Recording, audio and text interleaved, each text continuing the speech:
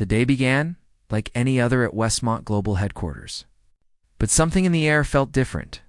The sun had just risen, spreading soft orange light across the tall glass building. Employees hurried inside with half-open eyes, holding coffee cups and checking emails on their phones. No one paid attention to the quiet man pushing a cleaning cart near the lobby. His name tag said Marcus, but most people didn't know his name at all. He was simply the janitor.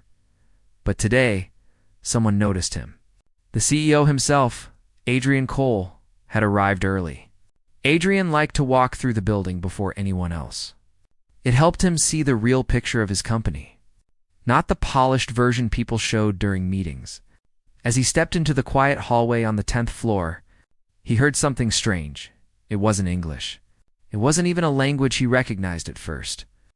It was fast, smooth, and almost musical.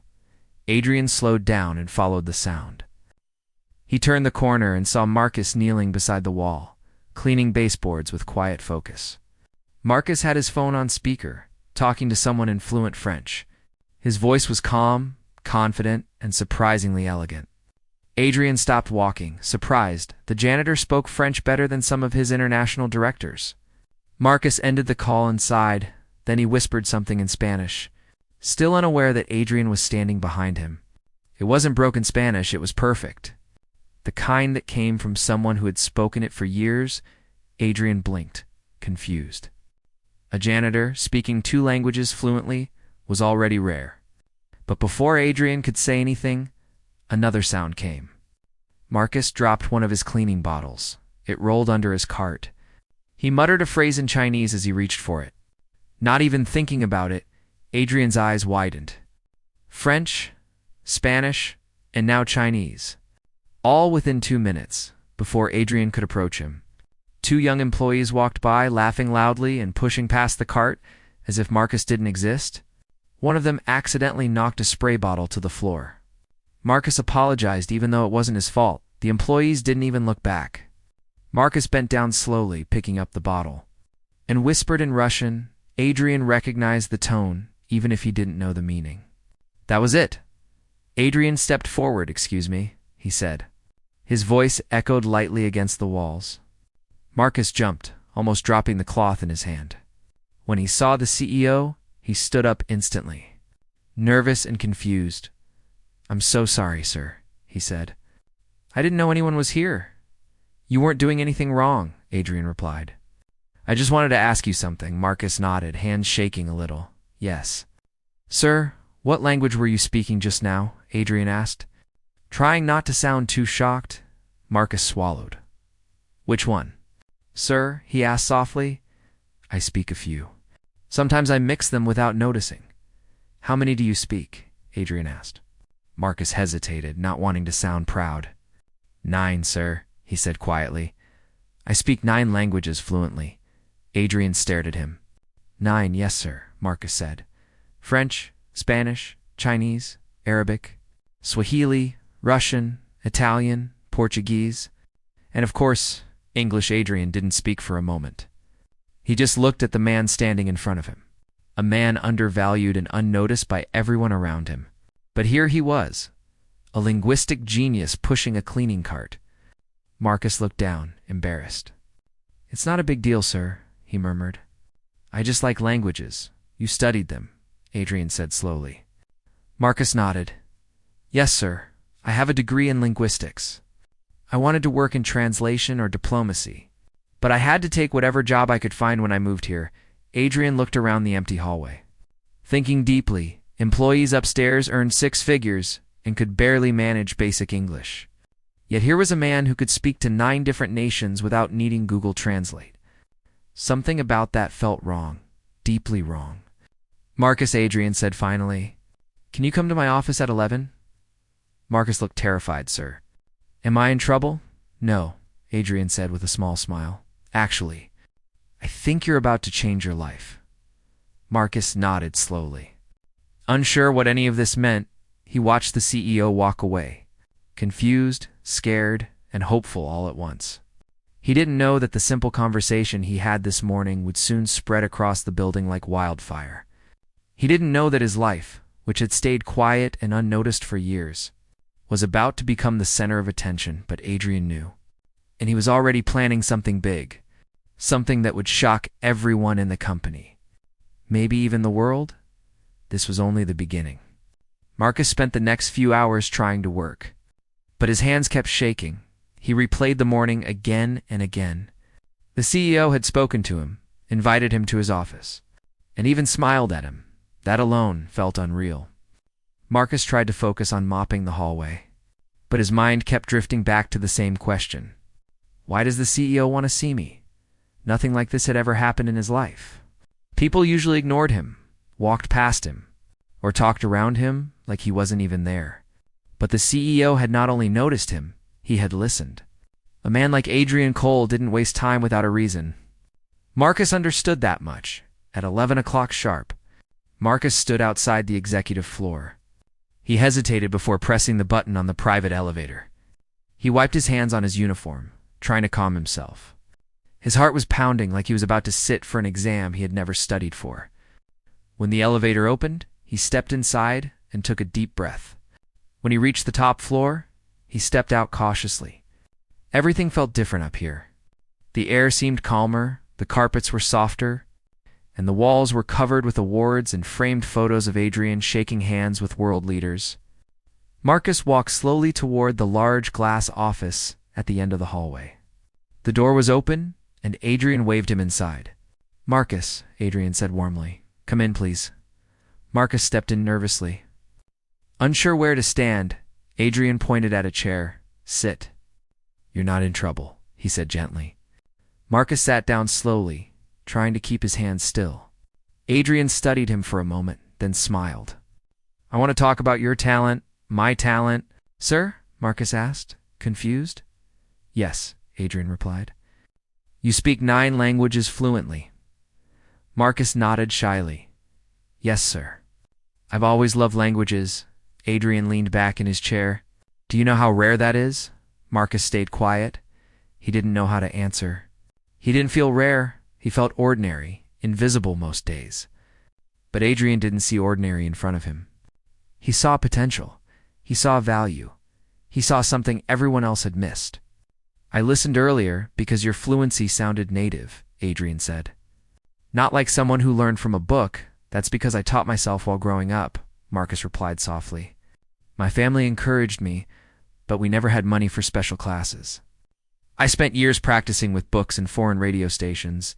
Adrian shook his head slowly. "Impressed, and yet you're working as a janitor." Marcus swallowed hard. "Finding a job wasn't easy when I moved here, sir. I sent applications everywhere. But companies didn't call back. Some didn't believe my resume. And some didn't want someone like me in a client-facing role. Someone like me." The words hit Adrian harder than he expected. He understood exactly what Marcus meant. The world didn't look at Marcus and see intelligence or skill.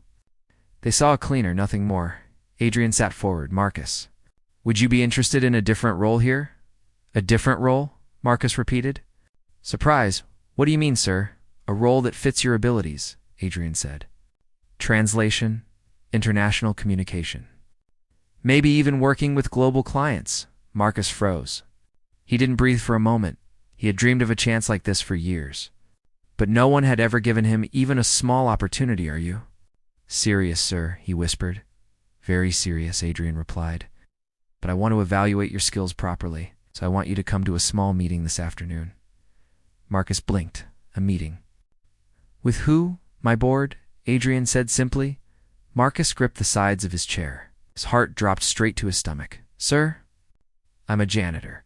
"You're more than that," Adrian said firmly. "And I want them to see what I saw this morning." Marcus swallowed again. "What will I have to do?" "Just be yourself," Adrian said. "I'll ask you to translate a few phrases in different languages." "Nothing complicated. Nothing complicated," Marcus repeated in his mind. But to him it felt like walking into fire. Still, he nodded slowly.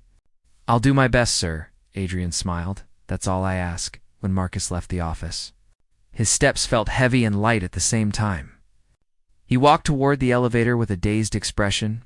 The cleaning staff stared when they saw him on the executive floor. One whispered, "What is he doing up here?" Another said, He must be in trouble, but none of them knew the truth. None of them knew what was coming. A janitor who spoke 9 languages was about to stand in front of the board of one of the biggest companies in the country. The news would spread soon, but even Marcus didn't know how big this moment would become. Because this was the moment his destiny started to change. And nothing in his life would ever be the same again. Marcus spent the next few hours in a blur. He tried to continue his cleaning tasks, but his mind was too restless. Every time he dipped the mop into the bucket, he pictured the boardroom every time he wiped a window. He imagined the faces of executives staring at him. By lunchtime, he couldn't eat. His stomach felt tight. His hands wouldn't stay still. Meanwhile, upstairs, CEO Adrian Cole was preparing the board for what they were about to witness. He didn't tell them everything, only that he had discovered a unique talent among the staff. The board members were curious, but skeptical. They trusted him, but they didn't understand his excitement yet. Adrian simply told them, "You'll see, at 3 o'clock sharp." Marcus stood outside the large boardroom. He held his hands together to keep them from shaking. Employees walking by slowed down and stared. Wondering what a janitor was doing outside the most important room in the building, Marcus heard whispers behind him. Some amused, some confused, but he tried to ignore them. Adrian opened the door. "Come in, Marcus," he said kindly. Marcus stepped inside. The room felt huge. The long glass table stretched across the floor like a river, and 12 board members sat around it, all dressed in expensive suits. Their eyes followed Marcus as if he were a stranger who didn't belong. Marcus felt small, but he kept walking. Adrian gestured toward a seat near the screen. "Please sit," he said. Marcus sat nervously, feeling every pair of eyes locked on him. One board member leaned toward another and whispered, not quietly enough. "He's a janitor," the words echoed in Marcus's mind. But he kept his posture straight. Adrian stood at the head of the table. "Ladies and gentlemen," he began, "this is Marcus." Some board members nodded stiffly. Others didn't bother, Adrian continued. "Marcus speaks 9 languages fluently." A few eyebrows rose. One member let out a short laugh. "9 languages," he said. A janitor. His tone carried disbelief. Marcus heard it clearly. It stung, but he stayed silent. Adrian didn't argue. Instead, he walked to the whiteboard. "Let's start with something simple," he said. "Marcus, could you translate this sentence into French?" He wrote a basic phrase, then stepped back. Marcus took a slow breath. He read the sentence once, then translated it into perfect, smooth French. His accent was confident, natural. The room grew quiet. A few board members exchanged quick glances. Adrian nodded. "Good," he said. "Now Spanish?" He wrote a second sentence. Marcus translated effortlessly. His words flowed like he was speaking his first language. The room grew even quieter. The board members leaned forward slightly now. Curiosity replacing doubt, Adrian smiled. "Chinese," he said. Writing a third phrase, Marcus translated it instantly. His tone calm and steady, Adrian could see the shift happening. The board was no longer looking at Marcus like a janitor. They were looking at him like a mystery they couldn't explain. One board member finally spoke. "How many languages did you say he speaks?" 9, Adrian repeated. "Ask him something harder," another suggested. Almost like a challenge. Adrian didn't break eye contact. "Marcus," he said, "could you translate this into Russian?" He wrote a complex business sentence that even native speakers might struggle with. Marcus read it carefully. His fingers twitched for a moment. Then he spoke, his voice steady. His Russian was strong, articulate, and precise. The boardroom went completely silent. You could hear the hum of the ceiling lights. Adrian turned back to the board members. "Still think he's just a janitor?" he asked. The challenge in his voice was unmistakable. One member cleared his throat. "Where did you learn all this?" he asked Marcus.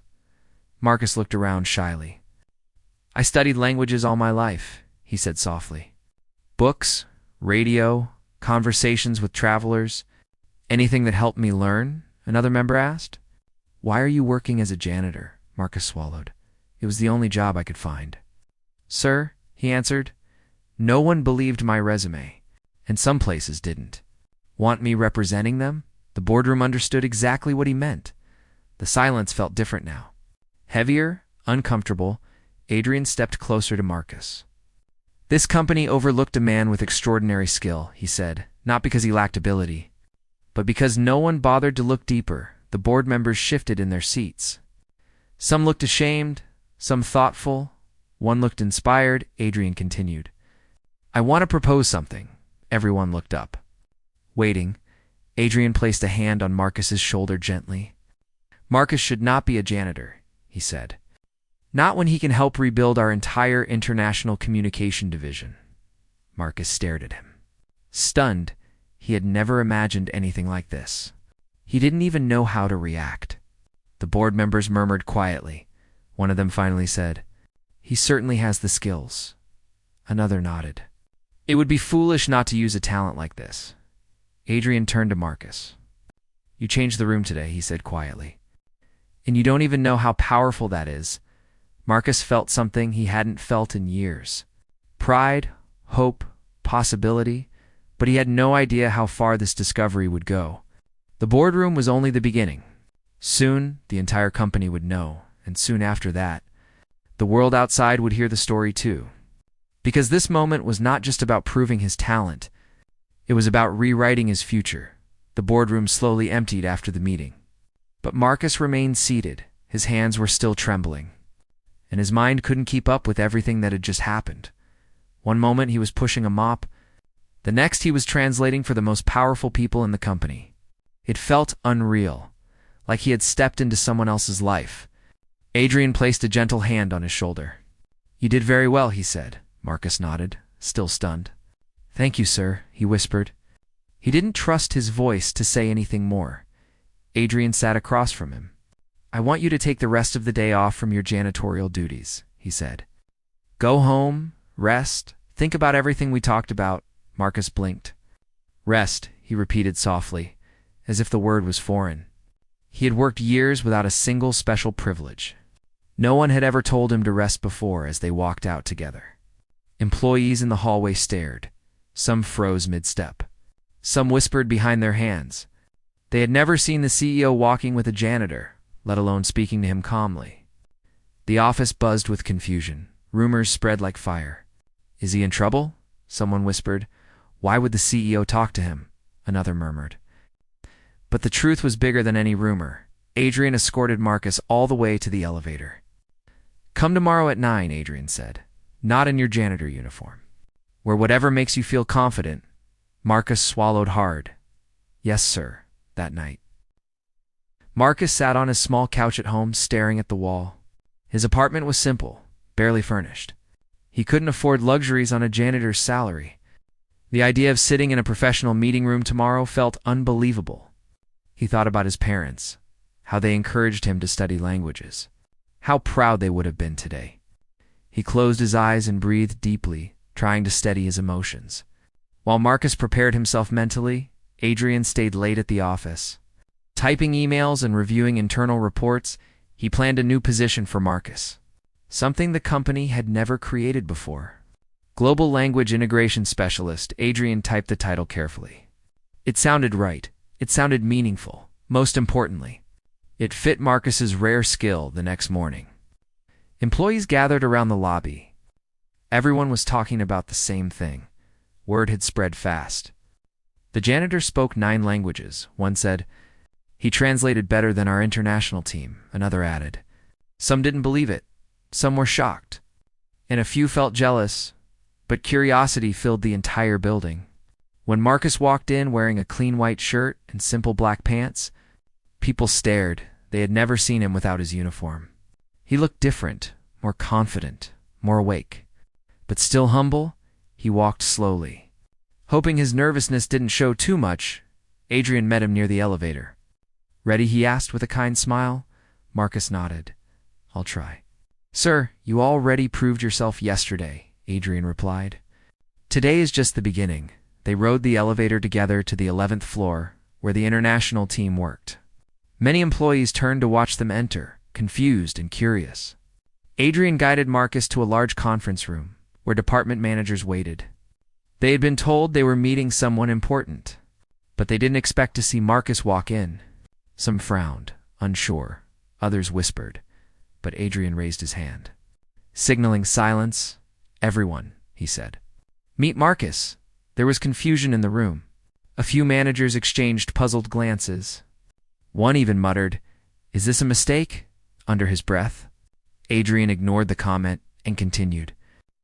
"Marcus speaks 9 languages fluently," he announced. "Yesterday he demonstrated his skills in front of the board." The room shifted. Eyes widened. Managers leaned forward suddenly. Marcus wasn't invisible anymore. He was the center of attention. Adrian placed a folder on the table. "Today we are creating a new position," he said. "Global Language Integration Specialist." Marcus looked at him. Eyes widening, his heart thumped in his chest. Adrian continued. "Marcus will help us improve communication with clients overseas, train staff, and assist with translation in high-level negotiations." A long silence filled the room. Then one manager finally spoke. "He has the qualifications," he said slowly. Another nodded. "And we desperately need someone who understands languages." Marcus listened quietly. Overwhelmed, he had dreamed of a chance like this, but never believed it would come. Not like this, not so suddenly. He lifted his eyes slightly. "Thank you, sir," he said softly. "I won't disappoint you," Adrian smiled. "I know you won't." The meeting continued with introductions and questions. And for the first time in years, Marcus felt seen. Truly seen. He wasn't just moving quietly through hallways anymore. He wasn't ignored. He wasn't overlooked. He was respected, valued, and welcomed as he walked out of the conference room. He heard someone whisper that Janitor might change this company. Marcus didn't know if that was true. But he did know one thing. His life had changed forever. And this was only the start. Marcus entered his new role with quiet determination. He arrived early every morning, carrying a notebook filled with vocabulary notes and cultural phrases he had collected over the years. He wanted to give his best, not just for himself, but for the man who believed in him when no one else did. The international department noticed his punctuality right away. And soon, everyone began to notice something else too. Marcus was not only talented, he was exceptional. Within a week, he had translated 6 client reports with flawless accuracy, corrected mistakes that had embarrassed the department for years, and even helped the team prepare greetings in Arabic for an upcoming partnership call. The staff was impressed. The managers were relieved, and the CEO was proud. But not everyone was happy about Marcus's rise. Jealousy has a way of growing quietly like a shadow. A few employees whispered behind closed doors, uneasy with the idea that a former janitor was now working beside them. They questioned how he earned his position, even though they had seen his abilities firsthand. One of them, a senior interpreter named Daniel, felt threatened the most. Daniel had worked at the company for 15 years, and he had always been considered the language expert. He spoke 3 languages and often bragged about his skills. But Marcus knew 9, and he spoke them naturally. Not stiffly like someone repeating a memorized script every time Marcus solved a problem. Daniel felt his pride crack a little more one afternoon. The international team gathered for a meeting with a major Italian client. The video call was important, and the company needed Marcus's help. Adrian expected him to shine. Marcus sat at the table with calm focus, ready to translate when needed. Daniel sat across from him, wearing a forced smile. The meeting started smoothly. The Italian client, Mr. Ricci, spoke quickly, eager to discuss a new partnership deal. Marcus translated effortlessly, his voice steady and accurate. The client smiled each time Marcus spoke. "Your translator is excellent," he said through the screen. "Better than most we work with." Adrian nodded proudly. "He's one of our best." Those words hit Daniel hard. His jaw tightened. He glared at Marcus when no one was looking. His envy grew into bitterness. He wanted to prove that Marcus wasn't perfect, that the CEO was wrong about him. And he found his chance sooner than expected, toward the end of the call. The client switched to a rare Italian dialect. Unfamiliar to most speakers, the room tensed. Even Adrian looked uncertain. Everyone turned to Marcus. Waiting to see if he understood, Marcus's mind raced. He recognized the rhythm, but not every word. He hesitated, and Daniel saw it. His eyes lit up with opportunity. Daniel stepped in quickly, interrupting Marcus. "Allow me," he said confidently. He attempted to translate the dialect, but he mixed several meanings and twisted the context completely. The client frowned, confused. His face showed irritation. "That is not what I said," he corrected sharply. Adrian shot Daniel a frustrated look. "Let Marcus speak," he said. Daniel's face reddened. But he stepped back. Marcus inhaled slowly. He didn't want to embarrass himself, but he refused to fail. He focused hard, listening carefully to the tone and structure of the dialect. Then he spoke gently. "Let me clarify," he said. Then he gave a more accurate translation using the closest equivalent in standard Italian. The client's face relaxed instantly. "Yes," Mr. Ricci said, smiling again. "That's correct." The room exhaled in relief. Adrian looked at Marcus with pride. "Excellent," he said. Marcus lowered his eyes respectfully. "Thank you, sir." Daniel sat silently. Feeling smaller than ever, his plan to embarrass Marcus had failed. And it had done the opposite. It showed everyone that Marcus could handle even the most difficult situations with calm intelligence. The staff whispered excitedly after the call ended. "He saved the deal," one said. "He's incredible," another added. But jealousy didn't fade. Envy only grew stronger. Daniel's resentment deepened. He felt invisible next to Marcus, just as he had made Marcus feel invisible on Marcus's first days. The roles had shifted, and he hated it. Meanwhile, Marcus went back to his desk with humility. He didn't gloat, didn't brag, didn't even smile too widely. He was grateful that he handled the moment well. But he didn't want anyone to think he was showing off. Still, he noticed the way people looked at him now. Not with pity or judgment, but with respect, admiration, and curiosity. Later that day, Adrian called Marcus into his office. "You handled that situation better than many professionals I've worked with," Adrian said. "Your focus, your calm, your accuracy. It's rare," Marcus smiled shyly. "I just tried my best." "Sir, and your best," Adrian replied, "is changing this company." Marcus didn't know how deeply those words would echo.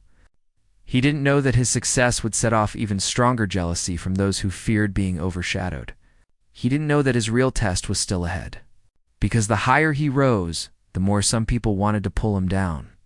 And soon their plans would begin to take shape. Over the next few weeks, Marcus became one of the most talked about people in the entire building. Some employees admired him, some learned from him, and some were simply amazed by his knowledge, but others felt threatened, especially those whose confidence depended on being the smartest in the room. And no one felt this more than Daniel, the senior interpreter who once believed he was irreplaceable. Daniel's envy grew sharper day by day. Every compliment Marcus received felt like a personal insult to him. Every time Marcus saved a client call or corrected a document, Daniel felt smaller, weaker, and angrier.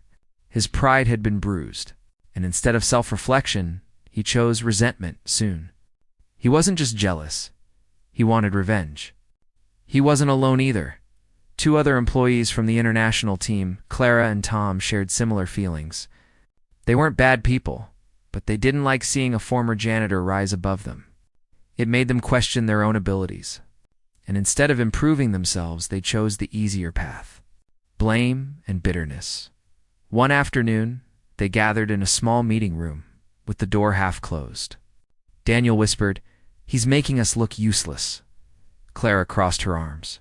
"People treat him like he's some genius," Tom added. "He's taking every opportunity we used to get." Daniel leaned closer. Lowering his voice, "Then we take his opportunities away," Clara frowned. "How simple," Daniel replied. "We expose him." Clara raised an eyebrow. "Expose what?" Daniel smirked. "Expose the fact that he's not perfect. If we make him stumble in front of the CEO, they'll think he isn't ready for a high-level role." Tom swallowed. "Unsure. That sounds risky." "Not for us," Daniel said. "He's the one who'll fall." They formed a quiet plan. A small sabotage disguised as teamwork. Their goal wasn't to destroy Marcus completely, just enough to push him back into the background. They didn't understand that some people grow stronger when pushed. They didn't understand who Marcus really was. The opportunity came sooner than they expected. Adrian scheduled an important meeting with a group of foreign partners. Representatives from 4 countries would join a joint conference call. Communication had to be flawless. It was the biggest linguistic challenge the department had handled all year. Naturally, Adrian asked Marcus to lead the translations. Marcus agreed, nervous but determined. The jealous trio saw their chance. They prepared the meeting documents the day before, but they changed several key translation notes. They replaced accurate phrases with outdated or misleading ones, hoping Marcus would rely on their material and make mistakes during the live call. It would make him look unprepared, unprofessional, and unreliable. The next morning, Marcus arrived early as always. He reviewed the notes carefully, but something felt strange. Some of the phrasing sounded wrong. Not incorrect exactly, but unnatural. He frowned. Reading the document again, his intuition whispered that something was off. When the meeting began, the conference room filled with tension. The screens lit up with faces from overseas. The partners spoke in fast sequences. Each in their own language. Adrian sat beside Marcus, trusting him, believing in him. Marcus felt the weight of that trust like a hand on his shoulder halfway through the meeting. Marcus reached the section that Daniel and the others had altered. He recognized the phrasing immediately. It didn't match proper syntax, nor did it reflect the correct meaning. If he repeated those words, the entire negotiation could collapse. A single wrong phrase could insult a partner or alter the business terms. Marcus paused, heart pounding. He looked up slowly at the screen, reading the tone, the expression, the energy. He ignored the sabotaged notes and translated based on his own knowledge instead. His voice stayed calm, confident, clear. The partners nodded, satisfied with each translation. Daniel stared in disbelief from across the room. Clara's mouth hung open. Tom's face paled. Their trap had failed again. They had underestimated the one thing Marcus relied on more than documents: his own understanding, his own experience, his own intelligence. When the meeting ended successfully, Adrian smiled proudly. "Perfect work, Marcus," he said. "You handled the toughest parts with ease." Marcus nodded humbly. "Thank you, sir," but Adrian wasn't finished. He picked up the printed documents Marcus had used. He flipped through the pages, frowning. "These translations are wrong," he said sharply. The room froze. Daniel, Clara, and Tom stiffened in their chairs. Adrian continued. "So how did you give correct translations?" Marcus looked down, choosing his words carefully. "I trusted my own knowledge, sir. These notes felt altered." Adrian's eyes sharpened. "Altered by who?" Silence flooded the room. Heavy as stone, Daniel's throat tightened. Clara's palms grew sweaty. Tom looked ready to faint. Adrian placed the papers on the table slowly. "We'll find out," he said. His voice was calm, but his eyes burned with authority, and I don't tolerate sabotage in my company. Marcus stayed silent. Steady, grounded, he wasn't angry, just disappointed. He had tried to be kind, respectful, and helpful to everyone. But jealousy had turned some coworkers into enemies he never asked for. Adrian turned to Marcus one more time. "You handled this with integrity," he said. "And that is why your future here is bright." Marcus lowered his head humbly. "Thank you." "Sir," he didn't know what consequences were coming for those who tried to pull him down. But one thing was clear. This test had revealed something even more important than his language skills, his character. And soon the whole company would see it. The investigation into the altered documents began the very next morning. Adrian didn't raise his voice, didn't slam doors, and didn't accuse anyone without proof. Instead, he simply asked the security team to check the editing history of the files. It took less than an hour for the truth to come out. Everything Marcus had suspected was correct. The files had been changed late at night by Daniel. Clara and Tom. Adrian read the report quietly, his expression turning colder with each line. Meanwhile, Marcus sat at his new desk, unaware of what was happening upstairs. He tried to focus on his tasks, but his mind kept drifting. Why had his colleagues tried to sabotage him? What had he done wrong except work hard, be respectful, and use the talent he had. He didn't understand why people disliked him for succeeding. The thought weighed heavy on his heart, heavier than any mop he had ever pushed. Around noon, Adrian called him to the executive floor. Marcus walked slowly, unsure if this was good news or bad news. When he stepped into the CEO's office, he saw 3 chairs arranged in front of Adrian's desk.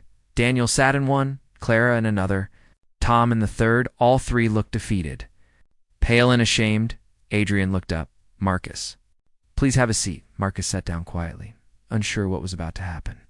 The room felt tight, the air thick with tension. Adrian folded his hands on the desk.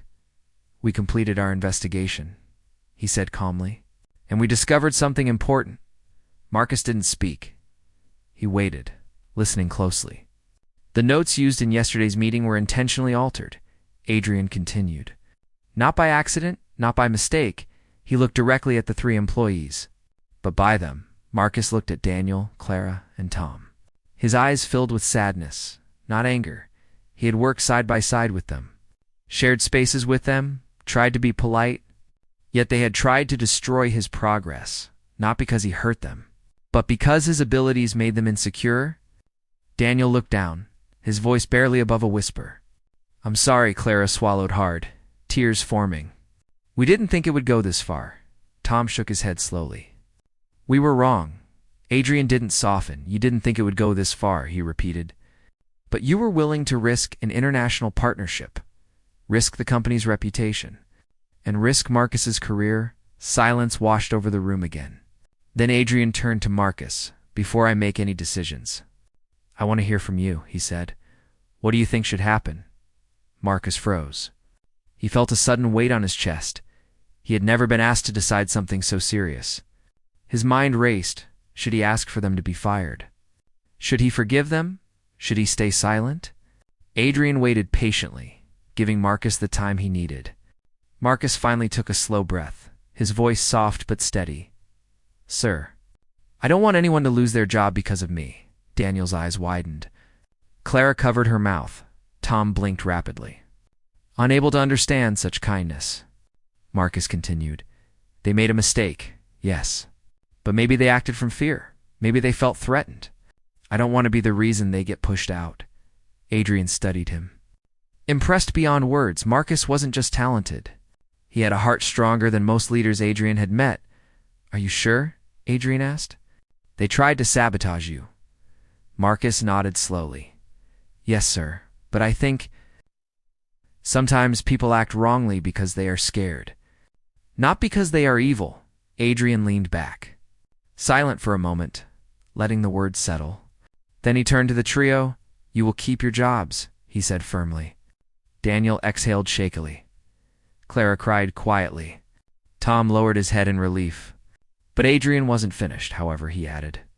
"You will attend a mandatory ethics and professional conduct program. You will be placed under review for 90 days. Any further misconduct will result in immediate termination." They nodded quickly, accepting the consequences gratefully. Then Adrian stood and walked around his desk, standing beside Marcus. "But I want all of you to see something clearly," he said. Marcus didn't just rise because of his talent. He placed a hand gently on Marcus's shoulder. He rose because of his integrity.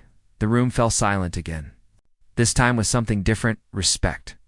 Daniel looked at Marcus with genuine remorse now. "You didn't deserve what we did," he said quietly. "Thank you." "For not asking to fire us?" Marcus nodded. "We can work better together," he said softly. "If we try," Clara wiped her tears. "We will," she whispered. "I promise." Adrian smiled slightly. "Good," he said, "because this company is changing. And Marcus is one of the reasons why." As Marcus left the office that day, he felt lighter, stronger, more grounded. He had faced the worst side of jealousy and chosen compassion instead of revenge. And that single choice earned him more respect than any language skill ever could. Little did he know, the biggest twist was still waiting for him, the one that would change his fate forever.